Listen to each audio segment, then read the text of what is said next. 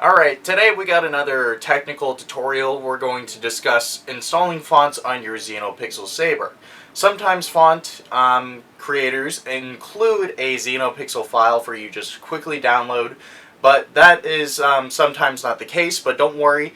Most of the time when you buy fonts, they include both CFX and Profi versions of this font. And you can use a CFX version of the font to put on your Xenopixel. All you have to do is really change some values. Today we're going to be installing a new Tusken Slayer font on my Padawan Ani from Sabertheory.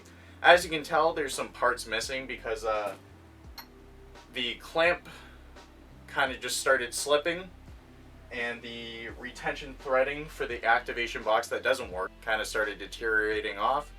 And yeah, I decided to take these pieces off because I don't know the best way of fixing them. Sabertheory has yet to contact me about that. But regardless of those two parts falling off, it actually looks kind of cool because you see that golden painted chassis coming through the metal.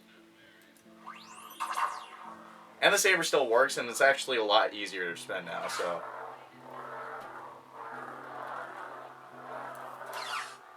I almost dropped it.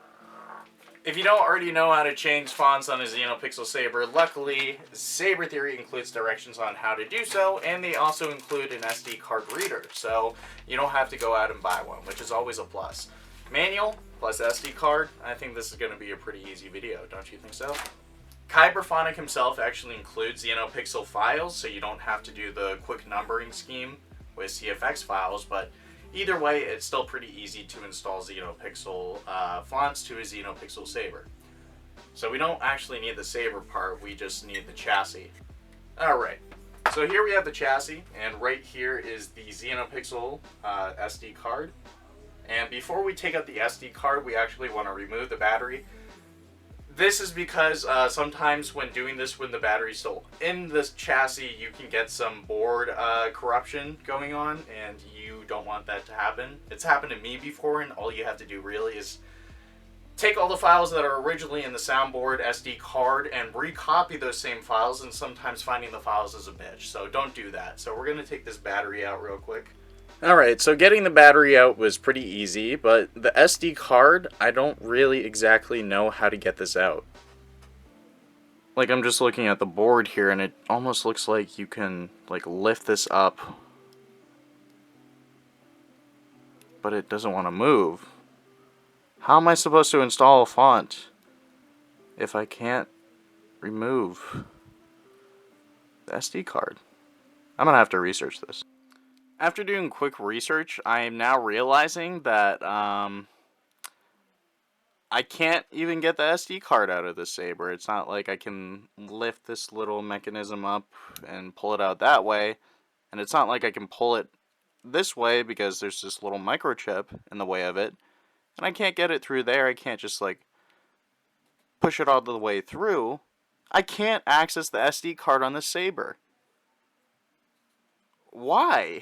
I keep thinking I can like just lift this up and then it's like gonna like a conveyor belt and then I can slide it out, but the more I try it, it just creaks. I don't want to break this thing because I do like the Saber, but I don't know if I like it as much now, seeing as parts are falling off and I can't even access the SD card to actually install new fonts. Right now I'm just trying to disassemble the board, so maybe I'll be able to access the SD card that way. Alright, let's see if I can get access to it now. Nope.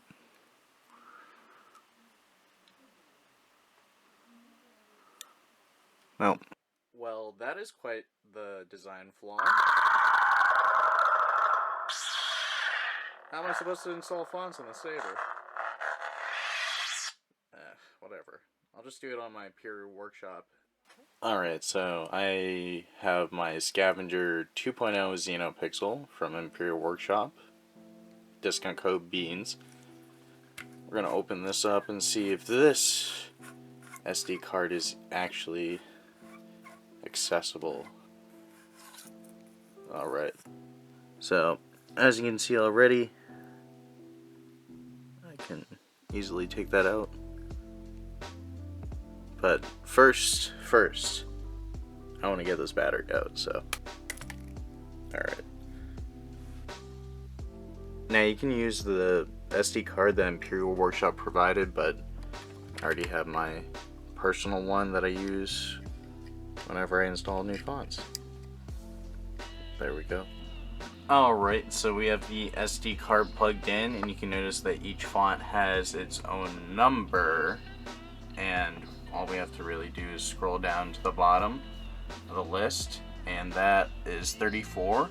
Now we want to open up the Tusken Slayer provided by Kyberphonic, thank you very much, and the V2 version. Tusken, yeah, sure, that works. And he already has a Xenopixel version. And as you can see, for the Xenopixel fonts, each blaster has a number in parentheses, same with clashes, fonts, force effects. You can see the same thing with the other folder. So essentially what you would do if you didn't have a Xenopixel version for a font, go to the CFX version, and you would essentially have to go through and add every number with parentheses. Even if it was the first blaster or the first boot, you would have to put in number 1, and you would have to space out the numbers. But luckily we don't have to do that. So like I said earlier, the last font in the Xenopixel Saber was 34. So we want to drag a version of the Xenopixel font to our desktop, and we just want to rename that to 35.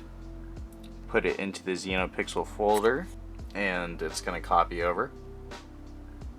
And now it's in, but we still have some work to do. We have to go to the set folder, which holds the config file, and this has all the blade styles. So it has all the blade styles for the different blades. So essentially we have to add one for 35, number 35. So there's 34. Essentially what you can do is you can just copy 34, because you can change the colors and everything inside the Saber with Xenopixel technology. So paste that and then change the number to 35, obviously, and then save the changes, of course, and we should be good. Now obviously once we're done, we want to safely eject our SD card so it is safe to use, and then we can plug it back into our Saber. And we want to do this when the battery is out of the Saber, just in case we have any board malfunctions. Don't want that to happen. Alright, that is snug. And now we should be able to put the battery back in the Saber. Powering on. Alright, so the Saber still works. Now we're going to go outside and find the Tusken Slayer font and use it outside.